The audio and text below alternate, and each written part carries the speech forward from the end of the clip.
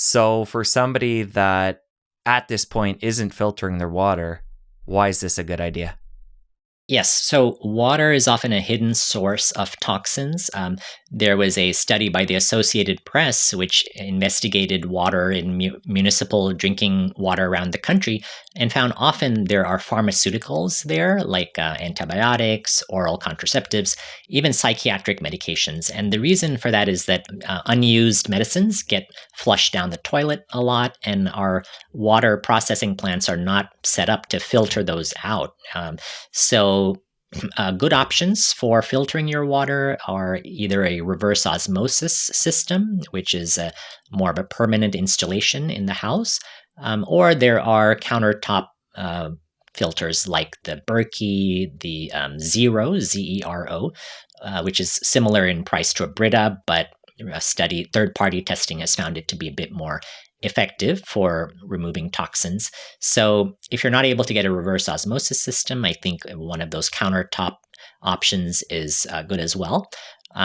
But it's not only pharmaceuticals, there's also other toxins like PFAs, which are some of these industrial chemicals. There are pesticides, which the Department of Agriculture found about 50 million Americans have drinking water that could be contaminated with pesticides.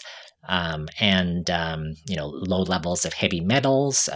I know that was an issue in Flint, Michigan, but in other parts of the country, other industrial compounds like TCE, perchlorate, these have been found in the drinking water. So a lot of reasons to just get a good filter. And then I recommend avoiding bottled water because often it's in plastic and then you're getting the microplastics through that exposure. One of the arguments you often hear when it comes to, say, RO water is the fact that those systems do remove a lot of the contaminants in the water, but you're also removing the minerals. How much of a concern is that for you? And are you somebody that likes to add minerals back into the water, or do you not worry about that? Yeah, I think that is also kind of overemphasized because with minerals in water, it's mostly in developing countries that they are a significant source of dietary intake. So in the West and most modern societies, because we get so many more minerals through our foods, our fruits and vegetables, the amount you might get of, say, magnesium, zinc, these trace minerals from the drinking water is not significant compared to, how much more you're getting through the diet. So it's also not true that, reverse osmosis will cause your body to dump minerals. Nothing like that occurs. There's nothing wrong with adding back minerals. We don't do that, but you can if you want. I mean, certainly it might improve the taste if that matters to you. But I don't think medically it's necessary to add back minerals when water is using RO, purification. And the other two areas that come to mind when we talk about water is acid-alkaline balance and structuring of water. Are those things that you are concerned with at all, or is that beyond what we need to worry about? Yeah, I think those are interesting concepts. I don't think we have enough research yet to really say that it's a valid and reliable way of improving water quality. I don't think the acid alkaline factor is very significant because that doesn't really shift the pH within our body. The blood pH is very tightly regulated within a very small range, because if you go out of that, you would die because blood pH is very tightly regulated. The one pH which can fluctuate is intestinal pH, which we can measure through the stool pH, but that does not really get changed much from the drinking water. It responds mostly to the plant fibers, the prebiotic foods, which lead to the short chain fatty acids, which optimize the stool and colon pH. So I don't think the water has a big role to play there. And what about carbonated water? There's certain brands that bottle it in glass, like San Pellegrino and Mountain Valley. There's also SodaStream, where you can take, say, your RO water and add carbonation to it. Is that something that's okay, or how do you feel about that? Yes, I think that's pretty neutral. I don't think there's really significant negative effects.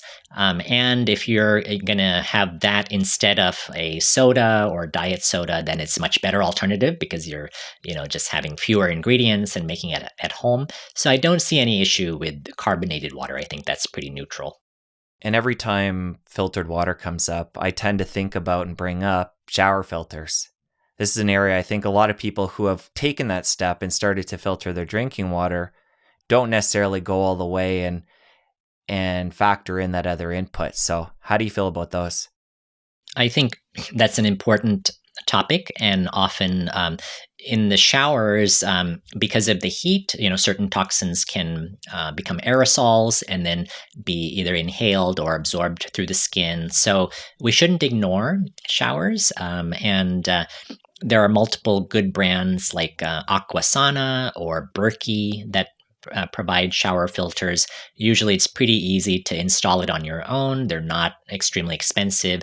And then, they often last for a year or so before they need to be replaced. So I do think that is important.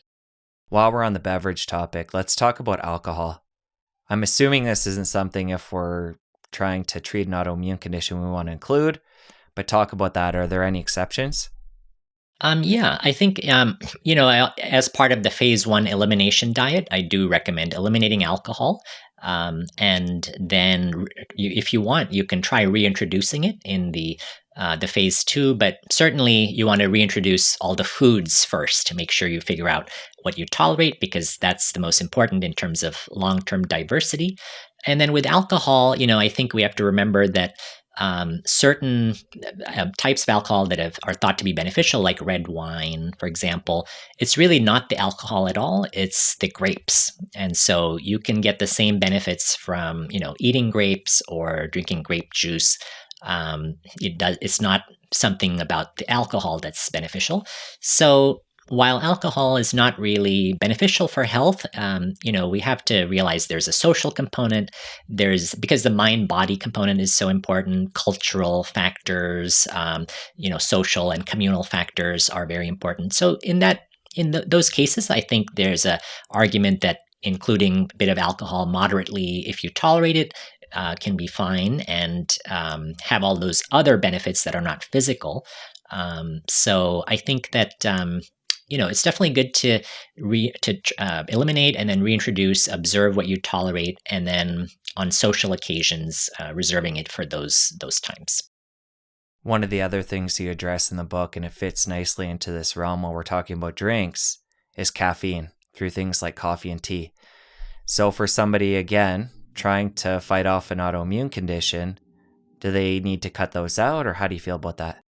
Yeah, so I recommend, doing an elimination in the phase one diet where you're eliminating all caffeine. And sometimes people are surprised that they actually are, sleeping better. They're not as anxious. They may not have realized that they were as sensitive to caffeine as they are. But then many people do tolerate it. And when you go through the reintroductions, you can bring back coffee, green tea, black tea, all three of which are very high in polyphenols.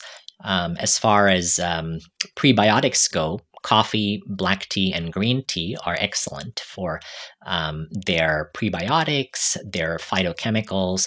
They're I think they're health promoting foods. They're associated with multiple health benefits. I especially like green tea because it's a very good source of antioxidants.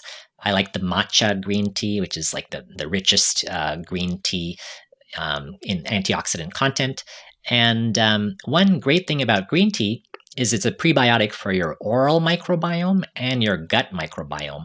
So just like you've got all those 40 trillion bacteria in the gut, you have about 7 trillion bacteria in the mouth, which are very important. And research now indicates they are key regulators for inflammation and also autoimmunity.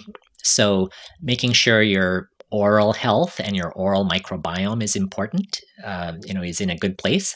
So with green tea, what you do is just swish it around your mouth for a few seconds before swallowing, and that way you get those oral microbiome and then the gut microbiome benefits when you swallow. If you enjoyed that clip, press here for the full episode. I'll see you over there.